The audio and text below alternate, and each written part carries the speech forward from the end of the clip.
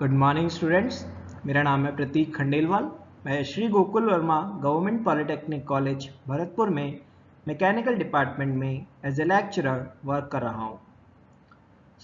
हम लोग आपके जो सब्जेक्ट है MP 201 स्ट्रेंथ ऑफ मटेरियल्स के वीडियो लेक्चर सीरीज पे वर्क कर रहे थे, जिसमें लास्ट लेक्चर में हमने स्ट्रेस एंड स्ट्रेन कैलकुलेशंस के कुछ एग्जांपल्स देखे, लाइक केसेस देखे।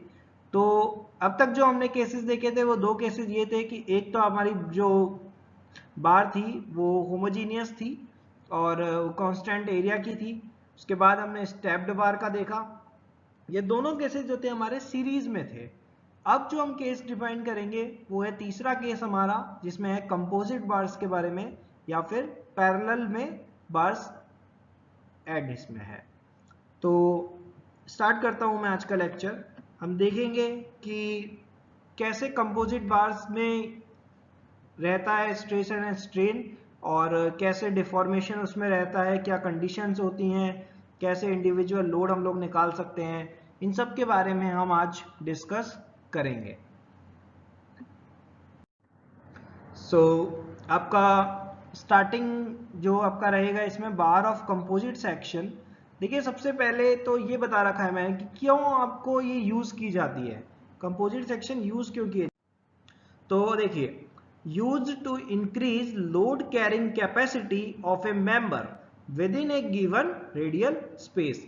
अब देखिए, मैं आपको बताता हूँ कि कोई भी मशीन हो, कोई भी अगर जगह हो, वहां पे क्या होता है कि स्पेस जो है हमारे पास वो लिमिटेड है, हमें स्पेस लिमिटेड मिलेगा, उसी में हमें बेस्ट से बेस्ट ऑप्शन सेलेक्ट करना है। तो वहां पे क्या करते हैं, अगर मान लीजिए लोड कैरिंग कैपेसिटी ज़्यादा चाहिए या तो उसके लिए हम लोग यहाँ पे लोड कैरिंग कैपेसिटी बढ़ाने के लिए दो बीम्स को या किसी भी चीज़ को इसमें पैरेलल में ऐड कर देंगे, जिससे क्या होता है कि उतने ही स्पेस के अंदर हमारी जो लोड कैरिंग कैपेसिटी है वो बढ़ जाएगी। इसके एग्जांपल्स मैं आपको बताऊं, जैसे रेलवे वैगन स्प्रिंग, ठीक है, या फिर कंक्रीट का एग्जांपल आपने सबने ही देखा होगा। बेसिकली अपने घर में सबने आपने देखी होगी, बीम्स वगैरह रहती हैं।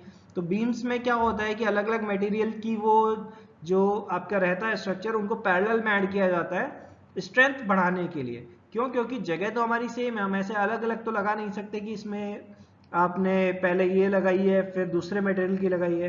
तो उन सबको पैरेलल में लगाया जाता है कि स्पेस भी हमारा उतना ही रहे यूज और हमारा जो लोड कैरिंग कैपेसिटी है उसकी वो भी बढ़ जाए।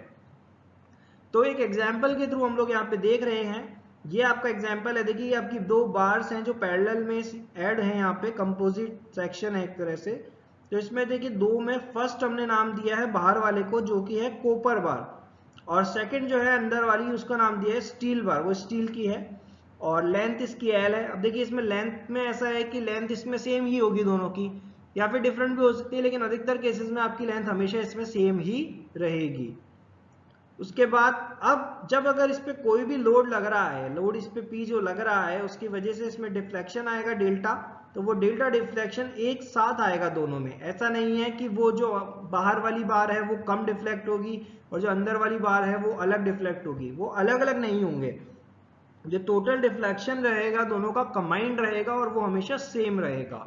तो ये एक इंपॉर्टेंस है इसमें कि जो पैरेलल का केस होता है या फिर कंपोजिट बार्स का केस होता है, कंपोजिट सेक्शंस का, उसमें आपका डेल्टा जो रहेगा वो हमेशा सेम रहेगा। अब यहाँ पे देखिए क्या है कि हमारे पास वेरिएबल्स क्या है, हम देखते हैं। अब ये तो P टोटल लोड है, लेकिन हमें ये नहीं पता कि P1 और P1 और P2 क्या है। P1 जो है बार 1 पे जो लोड लग रहा है वो P1 है, बार 2 पे जो लोड लग रहा है वो P2 है। तो ये दोनों लोड अलग अलग कैसे निकालने हैं उनके बारे में हम यहाँ पे बात करेंगे, या फिर दोनों बार्स में अलग अलग स्ट्रेस की वैल्यू हमें निकालनी हो तो वो कैसे निकालेंगे, वही सब यहाँ पे हम लोग डिस्कस करेंगे। तो सबसे पहले हम लोग क्या करते हैं, फोर्स बैलेंस करते हैं वर्टिकल डायरेक्शन के अंदर। तो उससे हमें एक इक्वेशन मिलती है, क्योंकि देखिए यहाँ पे डाउनवर्ड डायरेक्शन में एक P फोर्स लग रहा है और अपवर्ड डायरेक्शन में P1 एंड P2 लग रहे हैं। तो P जो होगा P equal to P1 plus P2 हो जाएगा, क्योंकि और कोई वर्टिकल में फोर्स नहीं लग रहा है। और उसके बाद देखिए एक इंपॉर्टेंट कंडीशन क्या है कि डेल्टा 1 और डेल्टा 2 जो होंगे दोनों बराबर होंगे और वो डेल्टा के बराबर होंगे। ये मैंने बताया कि आपको जो अंदर वाली बार है इसका जितना डिफ्लेक्शन होगा वो भी उतना ही होगा जितना कि बाहर वाली बार का हो रहा है। तो ये यहाँ पे इंपॉर्टेंट पॉइंट है। उसके बाद ε1 equal to ε2 equal to epsilon, ये भी होगा क्योंकि लेंथ भी यहाँ पे सेम है और एप्सिलॉन कुछ नहीं होता है। देखिए डेल्टा जो होता है इसको अगर लेंथ से मल्टीप्लाई कर देते हैं तो हमें डेल्टा मिलता है, तो उससे हम इजीली ये देख सकते हैं कि ε1 और ε2 भी हमारे बराबर रहेंगे। अब इसमें आगे देखते हैं कि क्या केसेस बन सकते हैं, कैसे आपसे क्वेश्चंस पूछे जा सकते हैं और उन्हें आप कैसे सॉल्व करेंगे। तो देखिए in this type we have two type of cases, दो केसेस हैं, दो तरह से क्वेश्चंस आपके पूछे जा सकते हैं, तो वो आपको देखना है कि कैसे आपको सॉल्व करना है। केस 1 की बात कर रहा हूं मैं। केस 1 में क्या है, load P is given and we have to determine P1 and P2। इसमें क्या होगा कि जो टोटल लोड P है वो हमें दिया हुआ है और P1 एंड P2 हमें डिटरमाइन करने होंगे। तो देखिए अब यहाँ पे क्या करेंगे, दो वेरिएबल निकालने हैं हमें, तो दो इक्वेशन चाहिए। ये आपको क्लियर है कि जितने वेरिएबल्स हमें चाहिए होते हैं उतनी इक्वेशंस हमें फॉर्मुलेट करनी होती हैं, उससे ही वो सॉल्व करके हमें वो वेरिएबल्स की वैल्यू मिलती है। तो Δ1 इक्वल टू Δ2 ये हमारी एक इक्वेशन है, ये हमें पता है पैरेलल के केस में होगा, कंपोजिट बार्स के केस में।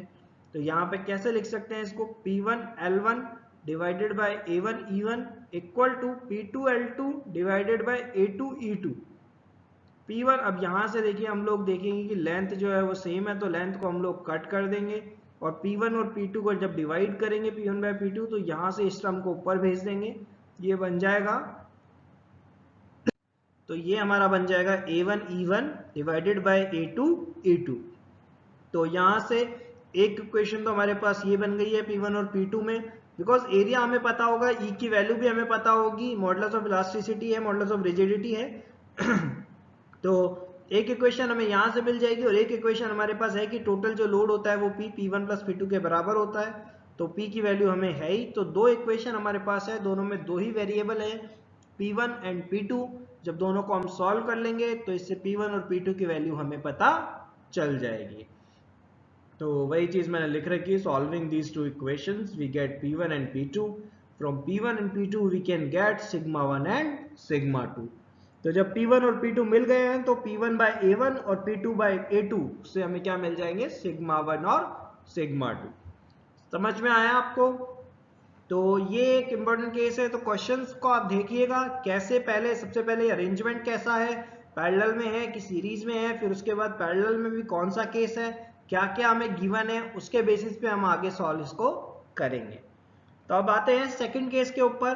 केस सेकंड हमारा क्या कह रहा है, आइदर सिग्मा 1 और सिग्मा 2 इज गिवन।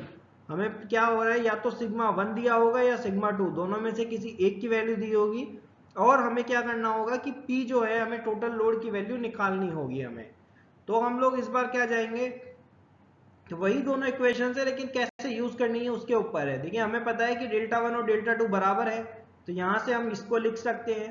देन इसके बाद यहां से आपको मिलेगा कि देखिए सिग्मा 1 बाय सिग्मा 2, जब आप उसमें आप सिग्मा P1 बाय A1 को आप लिखेंगे सिग्मा 1 और P2 बाय A2 को सिग्मा 2 जब लिखेंगे तो इस तरह से ये रेशियो हमें मिल जाएगा। अब E1 और E2 की वैल्यू तो हमारे पास क्वेश्चन में गिवन होगी, तो वहां से हमें सिग्मा 1 और सिग्मा 2 का रेशियो पता चल जाएगा। अगर अब हमें एक चीज पता है सिग्मा 1 या सिग्मा 2 में से कोई सा भी, तो दूसरा चीज अपने आप निकल जाएगा। तो इससे एक हमें सिग्मा 1 और सिग्मा 2 मिल जाएंगे।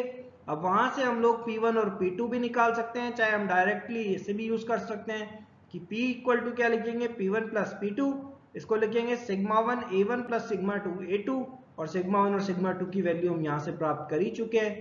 तो जब इन दोनों में हम वैल्यूज रखेंगे तो यहाँ से क्या होगा, दोनों को सॉल्व करके वैल्यूज रख के हमें टोटल P की वैल्यू यहाँ से पता चल जाएगी।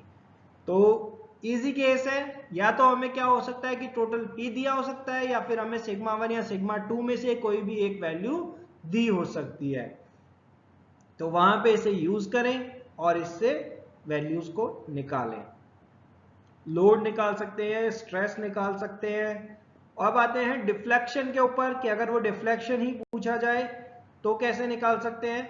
If you want to find out the deformation delta of the composite bar, then delta of composite bar CB means composite bar, कैसे लिखेंगे इसको, पी टोटल लोड कितना है, एल लेंथ कितनी है जो कि सेम है, तभी P into L divided by ये है समेशन सिग्मा, आपने पढ़ा होगा मैथ्स में, AI EI, आई यहाँ पे क्या है, आई 1 से लेके n तक है। अब ये क्या दिखा रहा है कि कितने बार्स आपकी कनेक्टेड है पैरेलल के अंदर। तो अगर एक बार होती है तो ये सीधा A1 E1 हो जाएगा, अगर 2 बार होती है तो ये हो जाएगा A1 E1 plus A2 E2, और अगर 3 बार होती है तो वो हो जाएगा A1 E1 plus A2 E2 plus A3 E3। तो इस तरह से हम लोग ये डेल्टा ऑफ कंपोजिट बार्स यहाँ से निकाल सकते हैं।